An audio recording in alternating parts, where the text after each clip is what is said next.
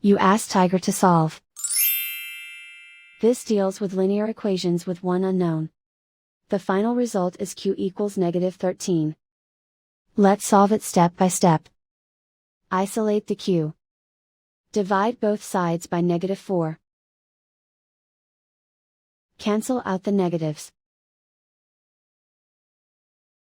Simplify the fraction. Move the negative sign from the denominator to the numerator.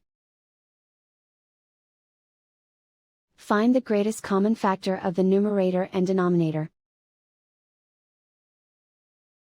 Factor out and cancel the greatest common factor.